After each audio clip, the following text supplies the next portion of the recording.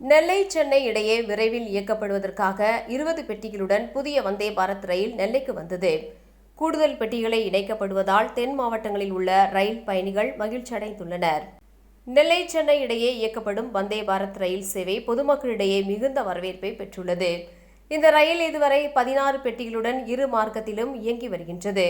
எனவே கூடுதலாக ரயில் பெட்டிகள் இணைக்க வேண்டும் என பயணிகள் கோரிக்கை விடுத்தனர். இதை ஏற்று இனிமேல் கூடுதலாக 4 பெட்டிகளையும் சேர்த்து மொத்தம் 20 பெட்டிகளுடன் வந்தே பாரத் ரயில் இயக்கப்படும் என சமீபத்தில் தெற்கு ரயில்வே அறிவித்தது. இதற்காக சென்னை பெரம்பூரில் உள்ள ரயில் பெட்டி தொழிற்சாலையில் கூடுதல் பெட்டிகள் தயாரிக்கப்பட்டன. இந்த பணிகள் முடித்துவிட்ட நிலையில் பெரம்பூரில் இருந்து புதிதாக 20 பெட்டிகளுடன் கூடிய வந்தே பாரத் ரயில் நேற்று முன்தினம் நெல்லைக்கு வந்து சேர்ந்தது. இந்த பெட்டிகளில் பயணிகள் யாரும் ஏற்றப்படவில்லை. இந்த புதிய பெட்டிகள் ரயிலின் முந்தைய திறனை விட அதிக பயணிகளை ஏற்றி செல்லும் வகையில் வடிவமைக்கப்பட்டுள்ளது. நெல்லைக்கு வந்து சேர்ந்த இந்த புதிய ரயிலில் தேவையான தொழில்நுட்ப பணிகள் மேற்கொள்ளப்படும். அதன் பிறகு விரைவில் நெல்லை சென்னை இடையே இரு மார்க்கத்திலும் 20 பெட்டிகளுடன் முழுமையாக இயக்கப்படும் என ரயில்வே அதிகாரிகள் தெரிவித்துள்ளனர்.